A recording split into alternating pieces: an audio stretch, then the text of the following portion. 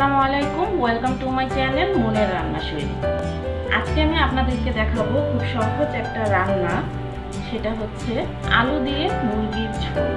অনেকেই কমপ্লেন করে থাকেন যে ফার্মের মুরগি রান্না করলে টেস্ট আসে না, অথবা মুরগি রান্না করলে সেই মুরগিটা কেমন জানি পানসে পানসে লাগে। আজকে আমি খুব সহজে আপনাদেরকে একটা স্পেশাল মশলা তৈরি করে আলু দিয়ে মুরগির ঝোল এই রেসিপিটা করে দেখাবো। অনেকেই হয়তো এটা করতে পারেন, কিন্তু আশা করি যারা নতুন রাঁধুনি তাদের জন্য আমার এই রেসিপিটা হেল্পফুল হবে। অবশ্যই ভিডিওটি দেখার জন্য আমার চ্যানেলটিকে সাবস্ক্রাইব করে আমার পাশে থাকবেন, আর পাশে থাকা বেল আইকনটিতে ক্লিক করবেন। এতে করে যখনই আমি কোনো নতুন ভিডিও আপলোড দিব, সঙ্গে সঙ্গে আপনি তার নোটিফিকেশান পেয়ে যাবেন। আমি প্রথমেই চুলায় একটা তাওয়া বসিয়ে দিয়েছি, আর এতে করে আমি যেই স্পেশাল মশলাটার কথা বলেছি সেই মশলাগুলো এখানে একটু টেলে নিব। আমি প্রথমেই আপনাদেরকে দেখিয়ে নিচ্ছি যে আমি কোন মশলাগুলো ব্যবহার করব। আমি এখানে নিয়েছি 1 চামচ পরিমাণ জিরা। আমি এখানে আস্ত নর্মাল জিরাটাই নিয়েছি 3টা এলাচ, 3টা লবঙ্গ, হাফ চামচেরও কম মেথি দানা, আর নিয়েছি 3টা দারচিনি। এই সবগুলো আমি অল্প আঁচে একটু ভেজে নিব। অবশ্যই চুলার আঁচটা একদম লোতে রেখে ভাজতে হবে। খেয়াল রাখতে হবে যেন মশলাটা পুড়ে না যায়। এগুলো যদি পুড়ে যায় তাহলে কিন্তু একটু তেতো তেতো লাগবে, সেজন্য হালকা একটা ভাজতে হবে। যখনই একটা ফ্লেভার চলে আসবে, খুব সুন্দর একটা স্মেল আসবে, তখন এটাকে নামিয়ে নিব। মশলাগুলো ভাজা হয়ে গিয়েছে, আমি এখন একটা ব্লেন্ডারের জালি নিয়ে এগুলোকে গুঁড়ো করে নেব। আমি চুলায় আবারও একটা প্যান বসিয়ে দিয়েছি। এখন এতে দিয়ে দিব পরিমাণ মতো সরিষার তেল। আপনারা সয়াবিন তেল দিয়েও এই রান্নাটা করতে পারেন। আমি এখন এতে দিয়ে দিব কিছু আলু। আমি আলুগুলোকে কেটে ধুয়ে পানিতে আধা ঘন্টার মতো ভিজিয়ে রেখেছি। এতে করে আলুতে থাকা যেই পটাশিয়াম বা যেই বিষাক্ত জিনিসটা থাকে সেই কেমিক্যালটা চলে যাবে, এবং স্টার্চটা চলে গেলে সেটা আমাদের শরীরের জন্য অনেক ভালো। তা আমি তারপর আবার ধুয়ে নিয়েছি, ধুয়ে এখন আলুগুলো এখানে দিয়ে দিয়েছি। আর মাংসের সাথে সাধারণত যেভাবে আলু কেটে দেওয়া হয় আমি সেইভাবেই আলুটাকে কেটেছি। এখন আমি এতে দিয়ে দিব লবণ, আর দিয়ে দিব সামান্য হলুদ। দিয়ে এখন আলুটাকে আমি খুব ভালোভাবে একটু ভেজে নেব।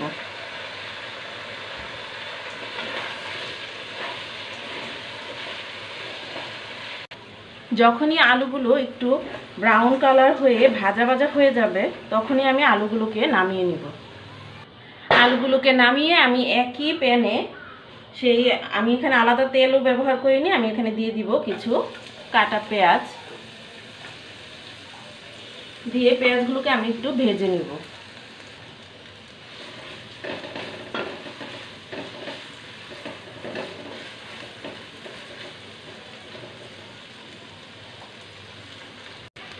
আমি দিয়ে দিব 2টো তেজপাতা। তেজপাতাগুলো একটু ছিঁড়ে দিয়েছি, দিয়ে পেঁয়াজটাকে একটু ভেজে নেব।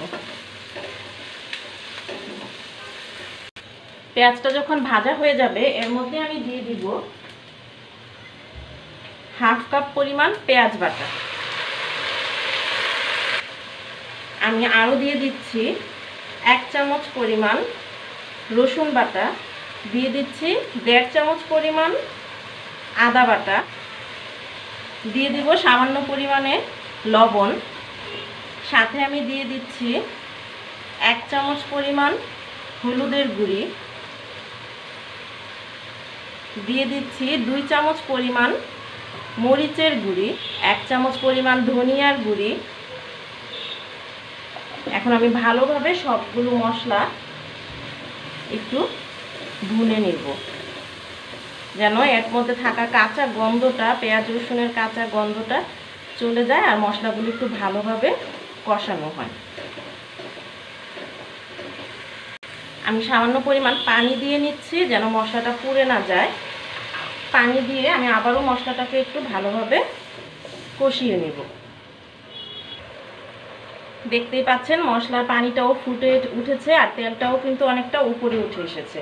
এ পর্যায়ে আমি দিয়ে দিব হাফ চামচ পরিমাণ গরম মশলা দিয়ে আবারও আমি মশলাটাকে ভালোভাবে কষিয়ে নিব। মশলাটা যত ভালোভাবে কষানো হবে এই তরকারিটা কিন্তু আসলে ততটাই টেস্টি হবে, আর এর রঙটাও কিন্তু অনেকটাই সুন্দর হবে শুধু এই কষানোর ফলে। ভালোভাবে কষানোর ফলে তরকারির টেস্ট দ্বিগুণ বেড়ে যায়। মশলাটা খুব ভালোভাবে কষানো হয়ে গিয়েছে। এখন আমি এতে দিয়ে দিব কেটে রাখা চিকেন। আমি রেগুলার সাইজ করেই চিকেনটাকে কেটে নিয়েছি। আমি এখানে একটা আস্ত ব্রয়লারের মুরগি নিয়েছি। এখন এগুলো দিয়ে আমি খুব ভালোভাবে আবারও নেড়ে নিব, মিশিয়ে নিব মশলাটার সাথে। আমি এই পর্যায়ে কিন্তু এটাকে ঢেকে দিব না এবং কোনো প্রকার পানিও ব্যবহার করব না, কারণ চিকেনটা থেকেই অনেক পানি উঠবে। মাংসটাকে একটু পর পর নেড়ে দিতে হবে। দেখতেই পাচ্ছেন এটা থেকে কিন্তু পানি উঠে আসছে। এই পানিতেই মোটামুটি এটা সেদ্ধ হয়ে যাবে। আর এর মধ্যে আমি খুব ভালোভাবে এটাকে একটু নেড়ে কষিয়ে নিচ্ছি। সো ভিউয়ার্স, আমার চিকেনটা প্রায় 60%-এর মতো সেদ্ধ হয়ে গিয়েছে এবং খুব ভালোভাবে কষানোও হয়ে গিয়েছে। এ পর্যায়ে আমি দিয়ে দিব ভেজে রাখা আলুগুলো দিয়ে আমি মাংসটার সাথে খুব ভালোভাবে আবারও একটু মিশিয়ে নিব। যেহেতু আলুটাও প্রায় মোটামুটি সেদ্ধ করা, যেহেতু ভেজে নিয়েছি, মোটামুটি সেদ্ধ হয়ে গিয়েছে 60%-এর মতো। আমি এখন সবগুলো একসাথে খুব ভালোভাবে আবারও একটু মশলাটার সাথে কষিয়ে নেব। চিকেন এবং আলুগুলো খুব ভালোভাবে কষানো হয়ে গিয়েছে। এখন আমি এতে দিয়ে দিব কিছু পানি। আমি টোটাল 2.5 কাপের মতো পানি এখানে দিয়েছি। খুব বেশি পানির প্রয়োজন নেই। এখন আমি কিছুক্ষণের জন্য এটাকে ঢেকে দিব এবং মাংসটা পুরোপুরি সিদ্ধ হওয়া পর্যন্ত অপেক্ষা করব।